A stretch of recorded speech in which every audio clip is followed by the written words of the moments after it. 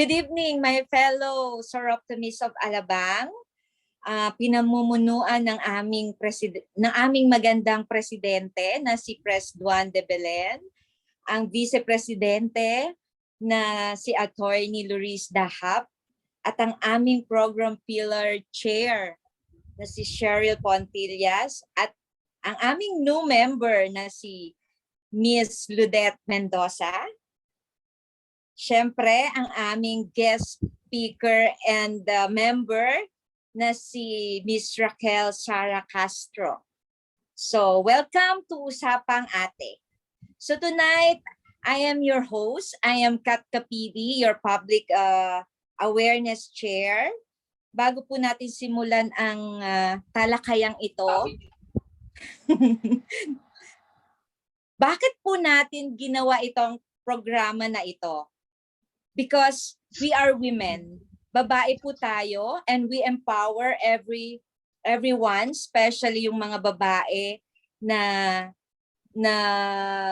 with disability, pero may abilidad na mag-empower din ng kapwa niya babae. So tonight, ako po ay nagagalak at proud na ipakilala sa inyo ang aming guest speaker member na bagamat siya ay PWD, hindi yun naging hadlang sa kanya na huwag magpatuloy at hindi mag-excel sa buhay, kundi naging hamon sa kanya yon na to do more. So, siya po ay walang iba kundi si Miss Racquel Sarah Castro. So, good evening, Sis Racquel. Hello, good evening po. Kamusta ka ngayon? How are you tonight? Maganda. Siyempre, maganda. So, it's good na you're doing great. Yeah. So, may mga konti lang kaming question sa iyo na may mga konting questions lang kami. So, yun ay Sheryll Lu. Sis, do the honor, please. Okay. Okay, thank you, PA Chair Kath Capili. Ayan, so first ever natin na talk show, Usapang ATE. At mind you bago ko ituloy yung ating Q&A portion, bibigyan lang tayo ng konting background kung ano ang ibig sabihin ng ATE, kasi this is in line with the Biennium Trust ng ating Governor Gigi Peñalosa ngayon from 2022 up to 2024, which is Press 1, it's advocacy, it's advancing through education, correct? I think it's access through education. Access, yes. Okay. So, yes, yung access. Biennium Trust ni Governor Gigi Peñalosa for Biennium year 2022 to 2024 is access through education. So, ATE. Yeah. But for the public awareness pillar ng Soroptimist International of Alabang, we also coined the ATE acronym ng ibang terminologies para naman magkaroon din ng parang basihan yung aming public awareness campaign.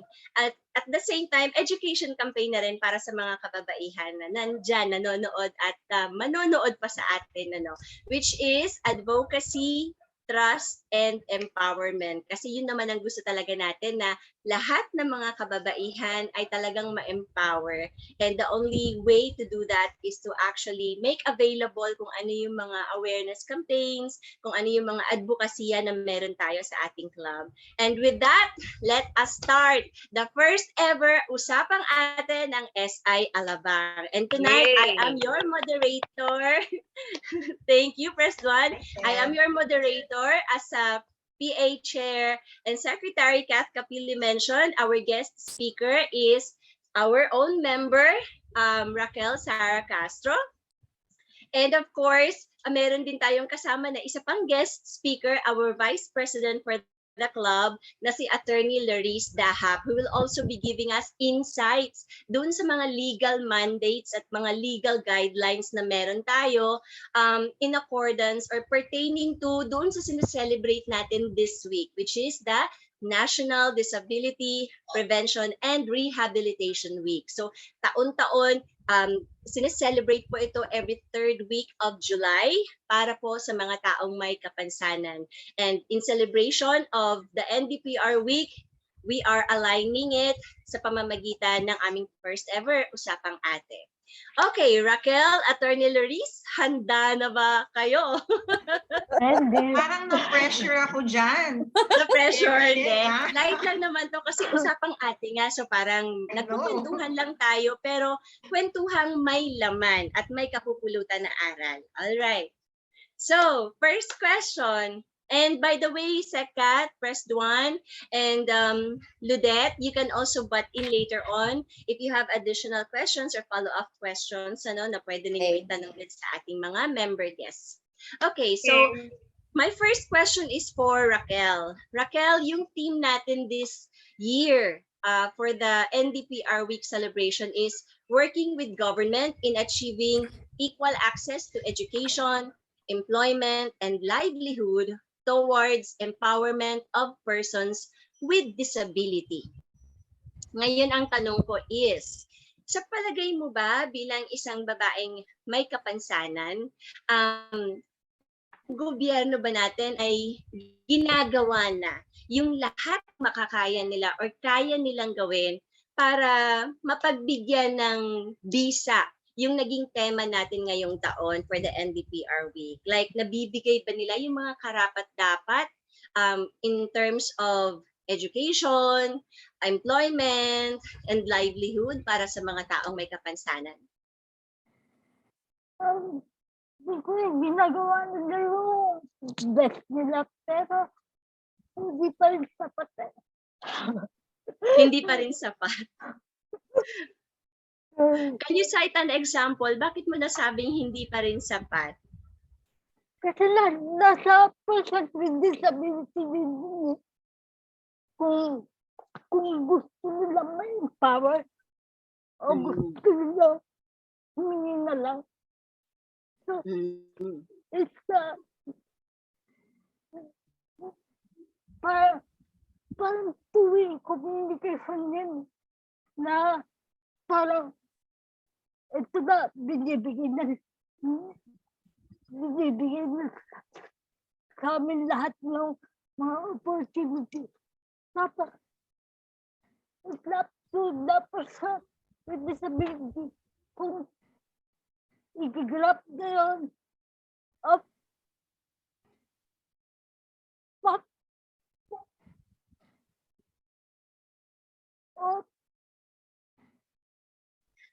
papalipasin na lang.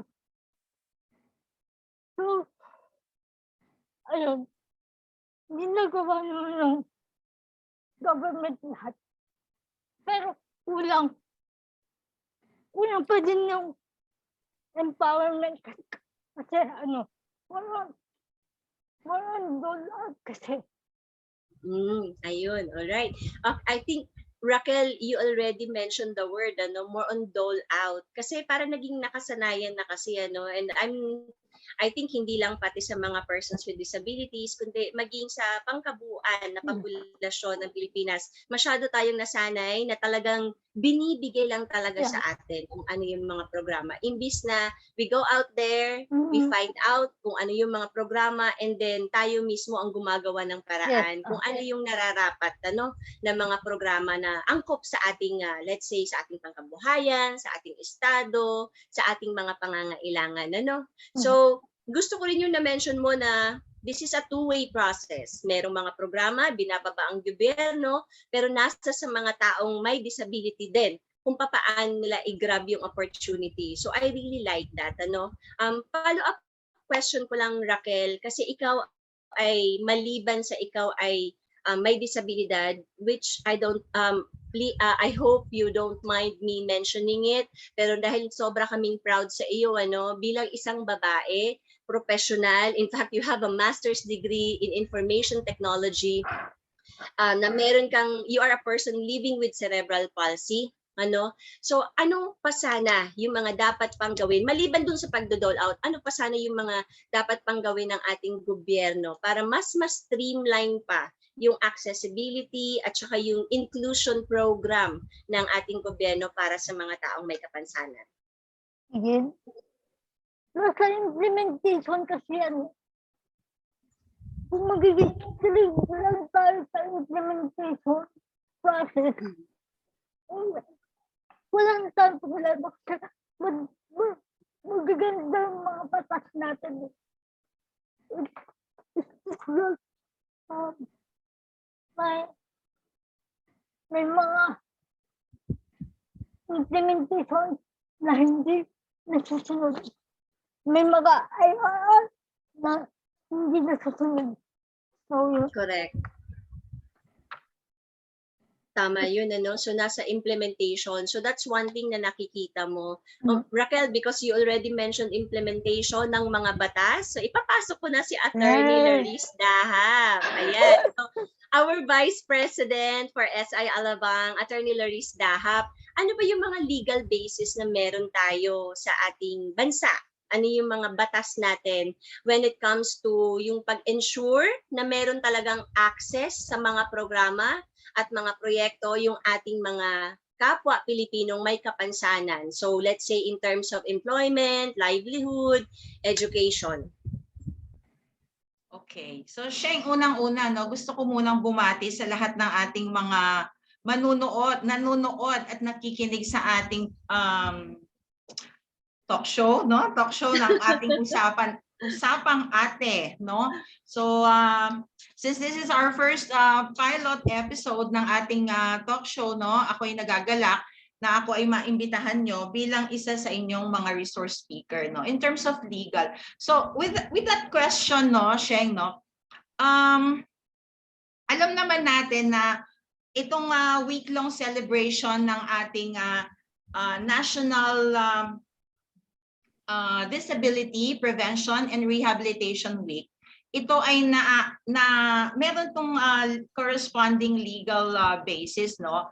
It is mandated na it will start, no? The celebration will start July 17 to 23. This is pursuant to the Proclamation 1870. Dated, ano pa to, matagal na, no? 1970 pa, no? And Administrative Order 35, no, na-issue noong 2002. No? And for this year's theme ng ating celebration, naaakma siya, no? Very timely because the theme is like this, no? Pamahalaang kabalikat sa pagtupad ng pantay na edukasyon, trabaho at kabuhayan, tugon sa pagpapalakas ng taong may kapansanan. So, dun sa question mo na it is really mandated by our or it is the policy of the government to really empower and to protect the PWDs. This is in line also with yung ating batas regarding dito sa Magna Carta, no, for the disabled persons, no. So it is Republic Act 7277, and this was passed, no, and approved March 24, 1992 pa. So the declaration, no, with respect to this Magna Carta of the state, no, it says there that it grants the rights and the privileges for disabled persons, no, and the state, no, shall give full support to the improvement of the total well-being of disabled persons and their integration into the mainstream society. Towards this end, the state shall adopt policies ensuring the rehabilitation, self-development, and self-reliance of disabled persons. It shall develop their skills and potential and enable them to compete favorably for available opportunities. And in the same Magna Carta, no, this is a local law natin, no, wherein it covers, no, equal access to employment, livelihood, and education to all PWDs. Meaning, walang discrimination dapat, no, pagdating sa mga karapatan ng pag-aaral, ng kabuhayan at ng pagtatrabaho. No, this is a local law. This is also in line, no, because we know that the Philippines is a signatory to the United Nations Convention, no, on the protection of the PWD. So since we are a member of the UN, no, we have to also comply, no, with the UN Convention on the PWDs.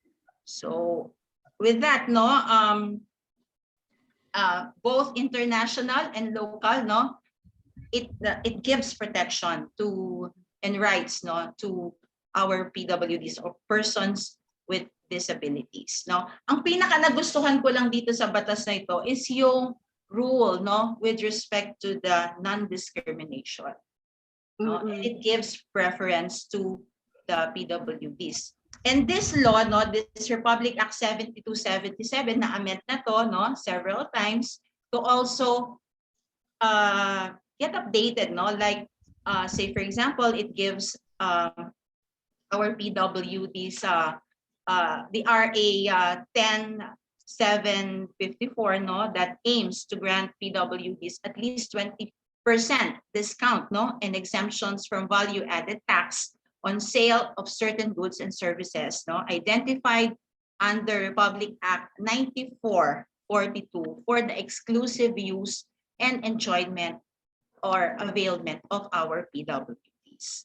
So that's it, no, Chair Sheng, no. We have laws, no. We have the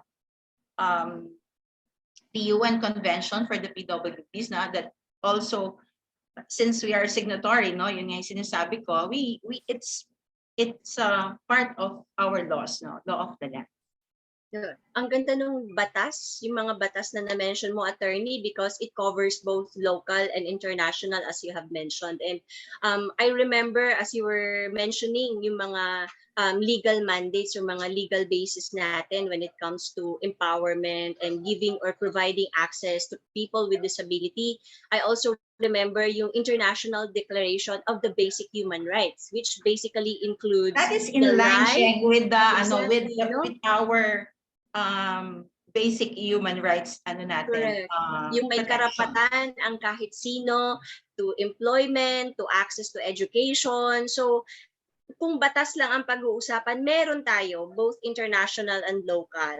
So bakit ganun, attorney? Meron pa rin pong mga persons with disability who are finding it hard to find employment despite, let's say, nakagraduate or nakapagtapos sila ng 4-year course sa college, despite having a college degree. Meron pa rin, mahirap pa rin makapaghanap ng trabaho. Bakit meron pa rin mga diskriminasyon na nangyayari pa rin sa ibang mga kumpanya, sa ibang institutions and organizations? Sa akin, Sheng, siguro yung information dissemination siguro ang nagkukulang sa atin, no. The law is there, it's in place, no. It's a matter of how we will inform the public, no, especially the private entities, to participate, no, to comply with the provisions of the law. At saka siguro pagdating dun sa enforcement, dun siguro din tayo nagkukulang, no. Kasi dito sa Magna Carta for disabled persons, meron itong corresponding sanctions, no, for non-compliance. So I think the government should strengthen the enforcement, no, of the law, because the law is there. So it's just a matter of enforcement and information, no, dissemination to the public that we have to respect the rights of the PWDs or persons with disabilities natin, ng mga kababayan. Attorney, kasi di ba merong batas na parang nagbibigay ng parang I'm not so sure if I'm stating it correctly. I think Racquel is more familiar with this. Yung parang meron silang tax incentive, yung mga companies or yung mga institutions or organizations, if they hire or employ people with disability, like there is actually a corresponding percentage ng hired persons with disabilities dun sa company mo, and you will get this much parang discount or exemption dun sa tax ninyo as, let's say, a business or a company or organization? Yes, that is provided. Sheng, you are correct. No, that is provided in the same Magna Carta, no, in Chapter 1, no, with respect to employment, Section 8, wherein it gives the employers incentives. So sabi dito ng batas, in order to encourage the active participation of the private sector, no, in promoting the welfare of disabled persons and to ensure gainful employment for qualified disabled persons, adequate incentive shall be provided to the private entities which employ disabled persons. And ang basis dito is that private entities that employs disabled persons, no, provided that they meet the required skills, no, or qualification, either as a regular employee, apprentice, or learner, they shall be entitled to an additional deduction from their gross income equivalent to 25% of the total amount paid as salaries and wages to disabled persons. But then you should register this, no, with the Department of Labor and Employment, no. You will present proof, no, as it will be certified by the DOLE, no, or the Department of Labor and Employment, that disabled persons are under that company, no, are under their employ, no.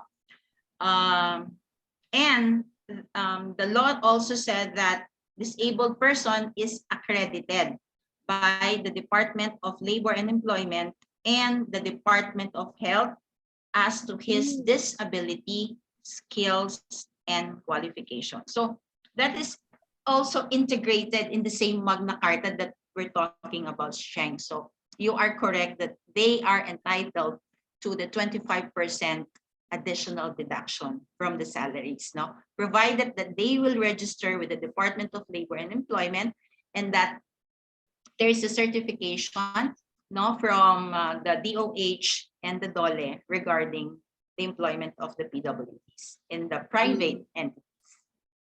Kaya pala, kahapon lang I actually read something na parang kailangan nga registered ang isang persons with disability, registered siya sa DOLE and registered din siya sa PESO or sa Public Employment and Public Employment Service Office, I think, if I'm not, tama ba ako doon, Racquel, for the S?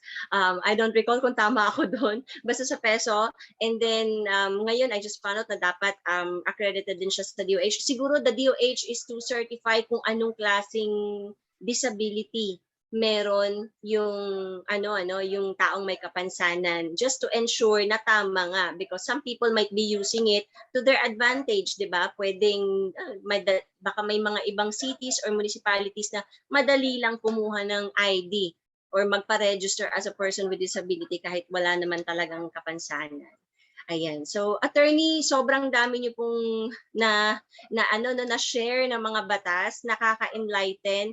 And I think 25% is a lot, lalo na sa isang kumpanya. That's a lot of incentive already pagdating dun sa tax deductions, ano. So, malaki siyang amount. So, malaking tulong siya. So, I think win-win for both parties, for the person with disability who got an employment, and as well as for the company who actually employed the person with disability.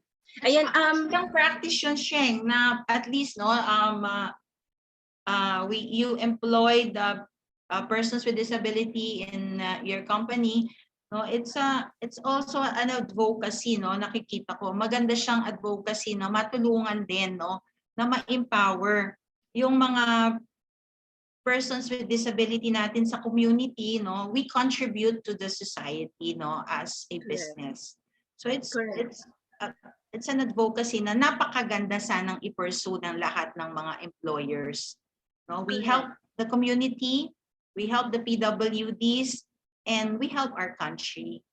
That's right. Tama ka doon, Attorney Laurice. At saka, it actually encourages yung sensitivity mindset sa bawat isa. Like even from the side of the employers as well as the other co-workers na walang kapansanan. Nakakatulong siya na makapag-develop sila ng sensitivity mindset. Having someone na colleague mo or katrabaho na parang may kapansanan, parang nagiging sensitive ka dun sa kanyang kalagayan, dun sa kanyang pangangailangan. And maraming mga naitutulong din yung mga persons with disability. I'm talking from experience. I actually learned sign language dahil may kasama ako na may kapansanan and totally deaf and mute. Tapos I actually learned a lot about cerebral palsy because Racquel and I used to be colleagues then bago siya lumipat sa DICT, but we remained friends. So marami pang iba, and then you get to know na itong mga taong ito are just not that different from an enabled person or a physically abled person. Kasi they are also enabled in a lot of ways. So parang pare-pareho lang tayong lahat. May I just call, nawala si attorney, ayan pala. So may I just call on si Kath Capili, second chair Kath Capili, si Press Duan, at saka si Ludette Mendoza, one of our newest members in SI Alabang. If you have follow-up questions, please just raise your questions. We are just conversing here. Usapang ate lamang ito. I don't have a question, but I want to share something. Sure, I'm Ludette. also a mother of a PWD. My second daughter has a global delay, and she has epilepsy. So she was diagnosed at 8 years old. So she's 31 now, but actually her mental age is like parang mga 14 or 16. It's good also to learn from mga kasama na meron naman silang chance din to become productive in the society, like si Racquel nga, she's really an inspiration. And actually meron kaming common friend ni Racquel who yung friend ng son ko in Vancouver, nakita niya yung photo natin together with Racquel, and she messaged me na classmate sila in AMA Binyan. Tapos sabi niya, she said she's so proud of Racquel's achievement. So Racquel, her name is Crystal Manlig. She knows you, so she's very happy daw to see you, and she's very proud of you. When it comes naman to being a mother of a PWD, us as a family, we are still trying to give her the best in life. But I would say, happy na rin ako sa what the government is giving us, although it's a blessing na hindi rin naman kami masyadong umasa sa government. So siya naman ay she can take care of herself. She's playing violin. So nagpe-paint siya and everything. Wow. Pero hindi siya Artist. artist, but she's not able to be in a regular school. But she's also she was only able to attend a regular school up to grade 5, and then from then on nag-sped na siya. Tapos yun. When I would say wala din kaming masyadong naging benefit from the government, except that yung merong PWD card na discount ng malaki for her medicine, for her maintenance, because she's having seizure kasi. So yung usual expenditure namin is like 8,000 a month for her medicine. So because of the government's grant for PWD discount, medyo nalilesen yun. And itong pandemic, naka-receive kami, nakakatuwa when she receives like 2,000, 4,000 na mga ayuda. Yes, merong ganun. So okay. at least what we do is we give it to her, she deposits it in her bank account. So yung mga ganun.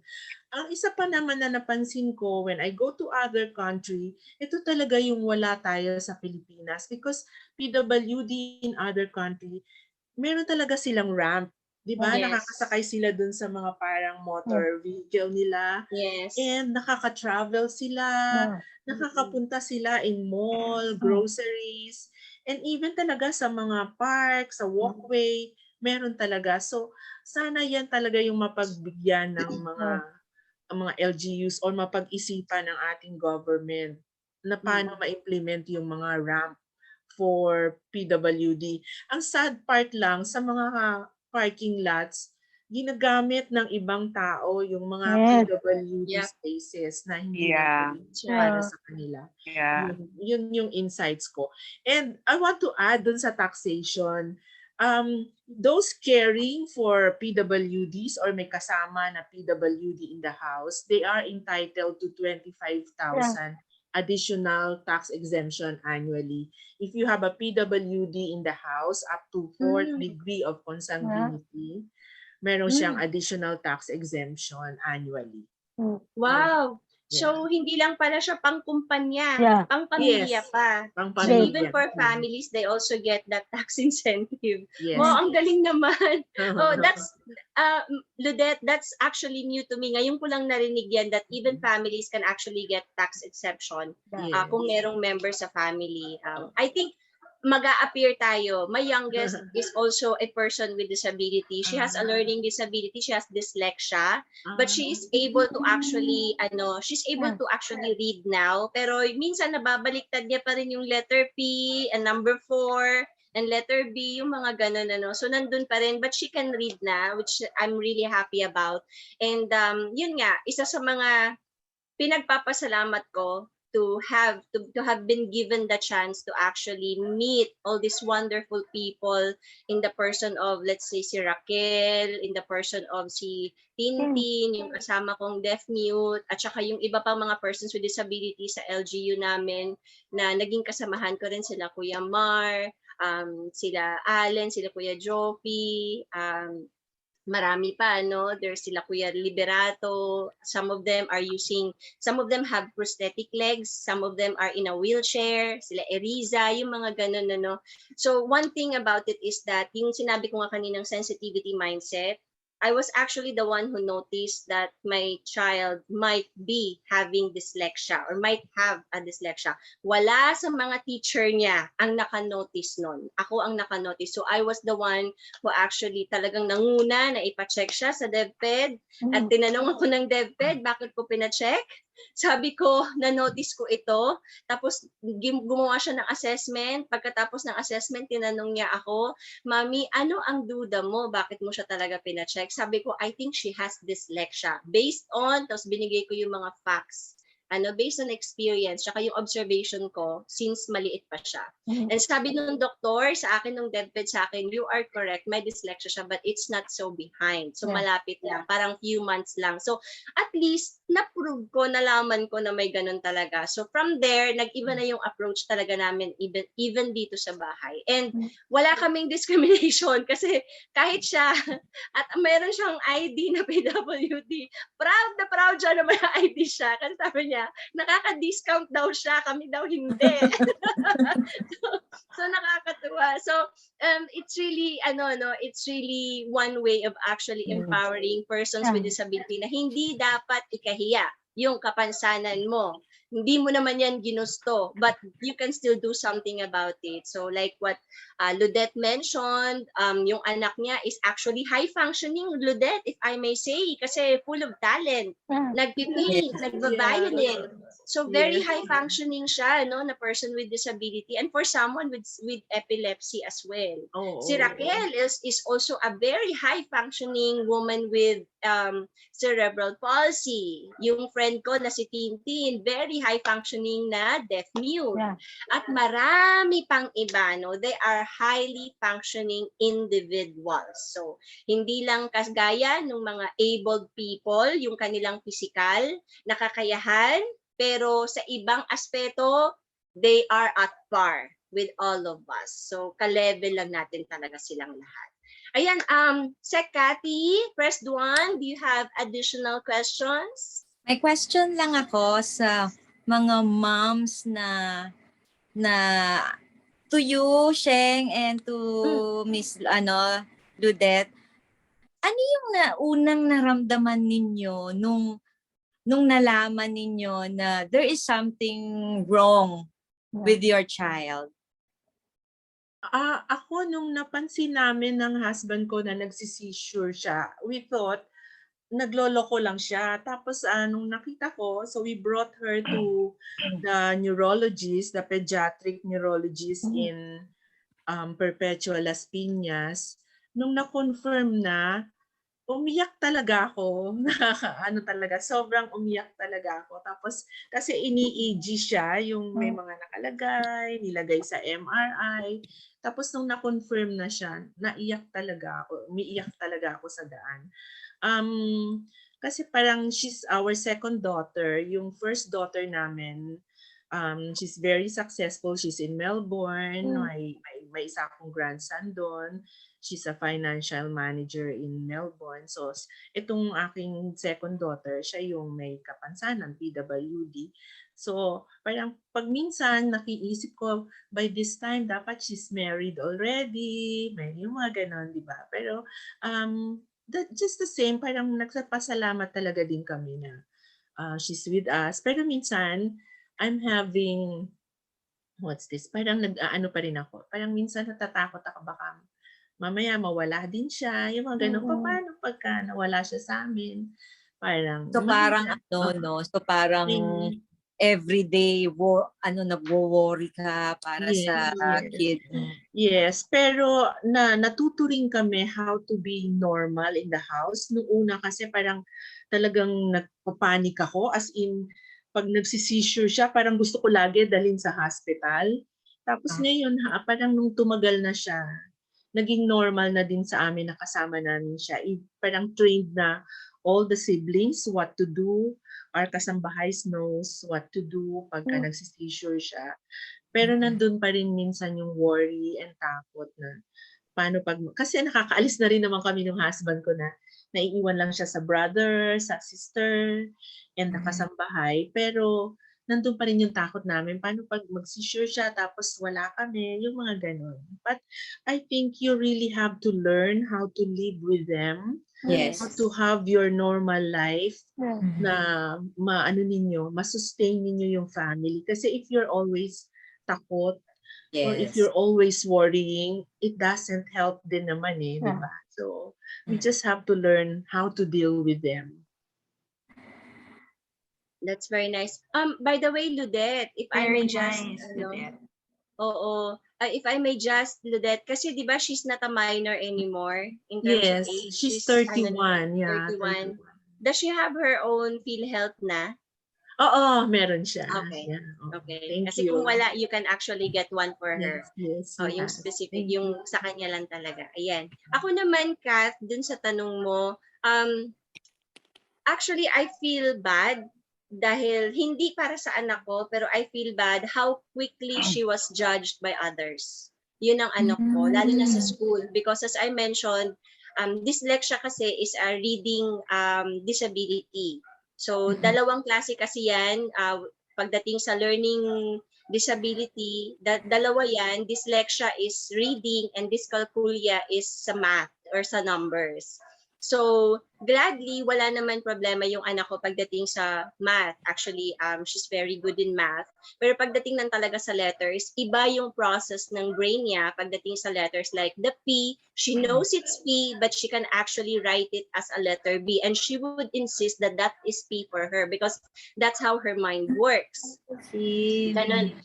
Ganun ang dyslexia. So, ako kasi dahil nga nakapagbasa na ako, so may alam na ako about the disability at saka kung saan siya nabibelong, yung ganon. I felt sad and a little bit disappointed kasi nung bata pa siya, lalo na sa primary school age ng bata.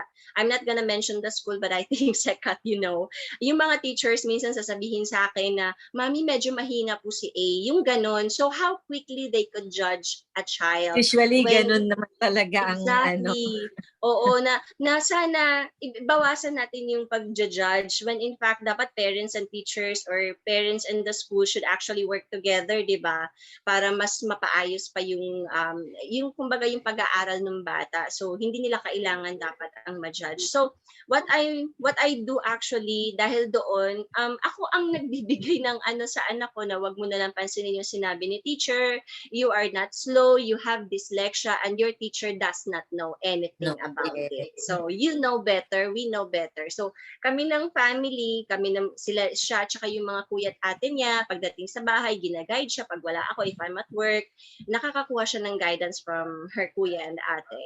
And then pag nasa school naman siya, sinasabi ko sa kanya, kung meron siyang mga judgment na naririnig, lagpas na lang sa kabilang tenga. And I think she was able to do that. So natutunan niya rin to be really strong deep inside, to really develop that kind of parang inner strength, kumbaga, na pag may mga judgment siyang naririnig or mga bias siyang naririnig, napapalagpas niya sa kabilang tenga.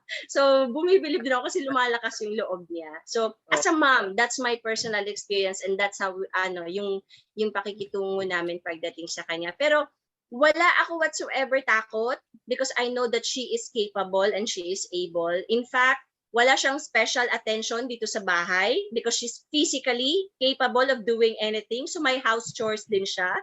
So yung ganon, hindi siya exempted. So ganon. So ganon yung namin, ganon yung arrangement namin. Ayan. Press Duan, do you have question? Ang sa akin lang na ko lang, Rax, no? Kasi yung sinabi nga ni Sheng na yung judgment thing, I think we're all guilty of that. Kasi I think kulang talaga sa awareness.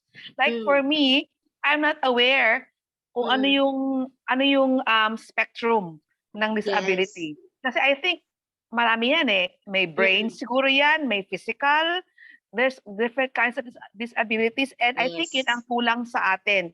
Yung awareness, kasi I really don't know. Yun, di ba? So, we cannot also judge the others who judge because they also don't know nga din. So, yun nga, I think this awareness week na to, we should, siguro, I think government should like explain ano ba yung mga disabilities na klase, physical, ganon, para alam na natin lahat na hindi lang physical.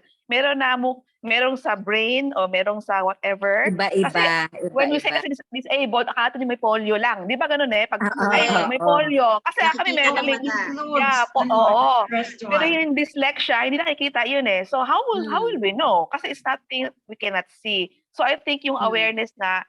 So question ko sa iyo, Racquel, how is the acceptance level naman sa mga PWDs like you? How do you feel? Do you feel accepted by our government ngayon?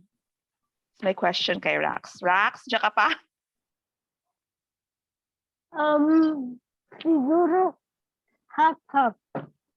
Half-half. At least? Hindi naman talaga Half-full ba yan o half-empty? No, we're very proud of you, no? Yeah. You are in a government agency na yun talaga yung specialty mo, no? You're into IT, and DICT accepted you, no, to be one of them. So it only shows that you are fully capable, no? You can do normal activities just like normal people, no? So with that, no, I'm very so proud. Better pa kesa sa mga normal na normal na mga tao. Correct. So, we are proud of you, Rax. Congratulations. We are proud of you. I think ang lang kasi, no, when it comes to discrimination and judgment, I think siguro yung pag-develop lang talaga ng sensitivity mindset. Kasi madaling sabihin kasi ang pasensya na or sorry na hindi ko alam. Madaling sabihin yon. Pero ang hindi kasi alam ng mga tao, mas madaling magpigil to actually not make any judgment or any biases anymore. Mas madaling mag-control kung tutuusin. Although maraming tao nahihirapan mag-control sa sarili nila, lalo na kung talagang medyo yung personality is talagang taklesa or talagang mabilis siyang magsalita kung ano yung mabilis yung reaction. No? Madali siyang mag-express ng kanyang thoughts, ng kanyang opinion. Pero kung tutuusin, lalo na kung let's say hindi naman talaga sa wala tayong access to education, meron naman talaga halos lahat ng tao pinag-aralan kahit papaano, kahit nasaan kang organization or nasaan kang institution, mapa-academy man, mapa-private or public sector, meron naman talaga tayong mga pinag-aralan. So dapat alam na natin kung ano yung mga nararapat, ano yung mga dapat, kumbaga. So kahit meron tayong mga internal judgments, no, pigilan natin, lalo na kung hindi natin talaga alam kung totoo. Kasi mas madaling magtanong na lang para klaruhin kaysa sa manghusga kaagad. So yun lang naman din ang sa akin. Kasi for me, one way of having or developing a sensitive mindset is to actually find out first kung ano ba talaga yung sitwasyon instead of making like assumptions right away. So mas okay, mas katanggap-tanggap kung nagtanong ka muna para at least alam mo kung ano man yung magiging next action mo. Yes. And Racquel, you mentioned half-half kanina. Half-half in terms of, are we talking institutional acceptance or individual acceptance? Yung mga tao mismo na nakakasalumuha mo or the institution mismo, yung organization mismo na kinabibilangan mo? I'm talking the organizational culture. Sa organizational, tanggap na nila ako eh. Pero yung community kasi, medyo hindi pa. Oo. Kasi lahat talaga ng tao may biases, ano? Yeah. Yeah. So, Ayan. We cannot avoid that. Yes, we can. Pero bilib ako sa mga taong may kapansanan. Racquel, like you, Racquel, and tama, I don't know if you agree with me, Atty. Laurice, Chair Kath, Pressed One, and Ludette. I don't know if you agree with me. Bilib ako sa mga taong may kapansanan na ang titibay ng dibdib. Alam mo yung Of course naman. sanay sila kahit ano yung maranasan or ma-encounter nila, mapasitwasyon, mapasalita, mapa-aksyon, mapatao, ay talagang sanay sila, alam na nila how they should behave and how kung ano yung tatanggapin nila at ano yung babaliwalain na lang nila, no? So nakakabilib din. Ayan, attorney, may question ako pala sa iyo. May mga approaches ba or tamang approaches ba na dapat sundin ang ating gobyerno kasi talagang ang implementing body natin ay nasa government naman talaga basically, ano? So may mga approaches ba na dapat sundin ang ating gobyerno para mas ma-implement talaga yung accessibility and inclusivity para sa mga taong may kapansanan? And aside from the sanctions that you have mentioned before, may mga sanctions pa ba or penalties pa ba na pwedeng ipataw doon sa mga, let's say, gumagawa ng diskriminasyon against people with disabilities or doon sa mga taong may discrimination, let's say, in hiring or providing livelihood to persons with disabilities? Sheng, to answer that, no, in the same Magna Carta, meron yung penal provision. So any violation, no, anyone who violates the provision of the act, no, merong corresponding fine, no, na ini-impose ang batas. Ang sabi dito sa section 46 ng Magna Carta for this for PWDs is that for the first violation, a fine of not less than 50,000 pesos but not exceeding 100,000 pesos. Or imprisonment of not less than 6 months but not more than 2 years. Or pwede din imprisonment and a fine, discretion ng husgado ang magbibigay ng parusa, no? That is on the first violation. Sa subsequent violation niya, a fine of not less than 100,000 pesos but not exceeding 200,000 pesos. No? Or imprisonment of not less than 2 years but not more than 6 years, or both at the discretion of the court.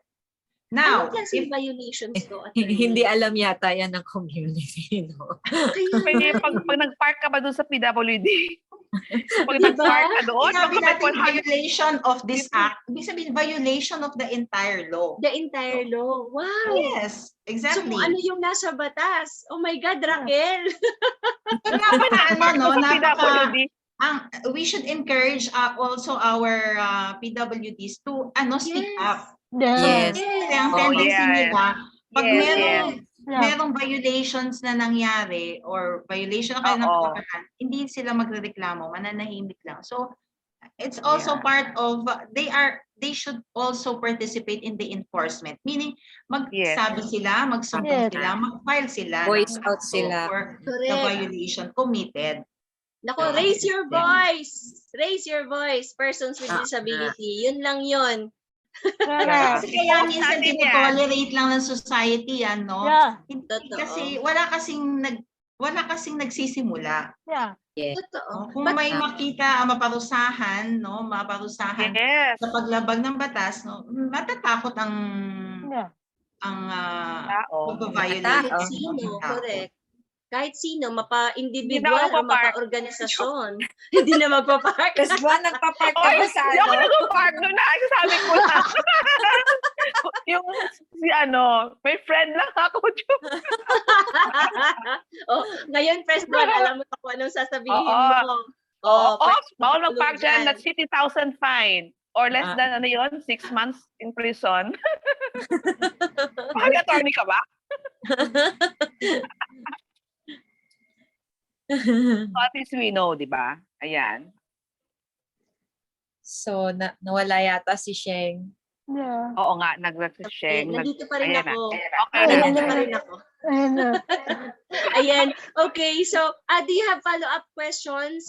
Press 1 sa Kath, Ludette, for Attorney Laurice before I ask the last question for Racquel. Wala na. Go ahead na, Sheng. Okay, yeah, thank you. Okay, so Racquel, last question for you, Racquel. As a woman living with cerebral palsy, nararamdaman mo ba sa ngayon, at this very moment in your life, na ikaw ay isang empowered Filipina with cerebral palsy? Okay, I'm saying it na talagang nakaka-proud, ano? Parang pang Miss Universe na pride yun. Oo. Do you feel na empowered ka? Voice na out, Filipina Racquel. with disability? Come on. yes. Speak out. Yay! Kasi, Why, Racquel? And papaano mo ito kumbaga mare-resonate dun sa ibang mga o dun sa sector mo din ng mga taong may kapansanan, especially yung mga kababaihan na may kapansanan? kasi ako, empowered ako kasi, may mga taong nagmamahal sa akin. Yung una. Yes. Yeah. Mhm. Kasi, love conquers all kasi. Wow. Mukhang may hugot yung love conquers all Ano mo to? dyan. Parang love life ba to? May follow-up question ako dyan. May follow-up question ako dyan. Mukhang may alam Go ka, ahead. Sheng. Go ahead. Go ahead, Ra. Go ahead, Racquel. Kasi, sobrang support na sa akin ng pamilya ko. Pamilya. emphasize ka talaga. Parang wala nang question, okay? So, sobrang pagmamahal sa akin ng pamilya ko.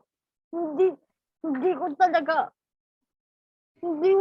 naramdaman na meron akong disability.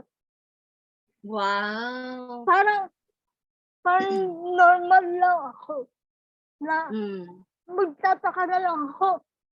Pinagtitingnan na ako. Hindi ko naramdaman na iba ako. Parang gano'n. And empowered ako kasi lahat ng oportunidad ginagrab ko talaga. Yun. Uy, Yes. maganda yan. Maganda yan na tip, Racquel, ano, to all Kasi other right persons mo with yun, disability out Racquel. there. Correct. Pero maganda siyang tip for all people out there, lalo ng mga Pilipina na may disabilidad din, kung ano yung opportunity na darating sa'yo. If it comes knocking at your door, wag mo nang palagpasin. Papasukin mo na kaagad. Papasok ka lang. Grab talaga. Lahat ng opportunities, Rax, di ba? Mapa-employment, education, livelihood, even love life. O, di ba? Parang tayo dito na talk. Oo, may ibang twinkle yan si Racquel ngayon. May ibang twinkle yan. Parang kilala ko yan, Sheng. May inspiration. Baka nga kilala mo ito, Atty. Laurice. Ay, dahu ito. Baka kilala mo si Nag-blush na atin si one of these Racquel. days. Oh my goodness. Mukhang kailangan natin mag-real talk, yung usapang ate, para mapakilala ni Racquel sa atin nito. At yun ang i-interviewin natin ng saksakan na interview talaga, no? Next natin na yan na topic. Oo, ibang topic na yun. Okay, so Racquel, thank you so much for your time. Atty. Laurice, thank you so much for being so insightful. Ano, sobrang daming natutunan namin ngayong gabi, especially with the legalities, yung mga mandates, kung ano yung mga batas, lalo-lalo na kung ano yung mga sanctions or penalties pag lumabag sa batas na nagpapabor or pumoprotekta sa mga taong may kapansanan. So maraming salamat. Kaya isa po sa mga batas na dapat hindi natin nilalabag, huwag po kayong mag-park kung hindi nyo naman park in assignment or parking area. Huwag po. Kasi first violation, 50,000, second, 100,000 at least. Makukulong pa kayo. So, isa na po yun. Isang tip yun. OMG. Okay. OMG. Okay, so with that, I also thank you for watching, and I will give back the floor, the virtual platform floor, to our host, our secretary, and our public awareness chair, Kath Capili. Okay, thank you so much sa ating lahat, sa mga magagandang sinabi ng ating guest speaker member na si Miss Racquel Sarah Castro. At sa inyo ladies, lahat tayo, kay attorney, sa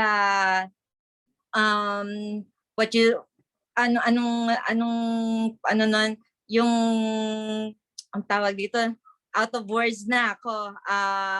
Very nawala na ako. Very Kaya lalim. mo yan, Ate. Oo. So yun, Sobrang yun na thank yun. you. Basta yun na yun. Thank you so much sa gabing ito. At marami tayong natutunan. Actually, hindi lang ako, lahat tayo, sa mga kanya-kanyang experience natin. So, I hope next month sa ibang subject naman, ano ba ang plano mo, Pres Duan, kung sino ba ang next natin, next guest? Siyempre, si Lodet Mendoza, another new member natin. We spotlight on our new members.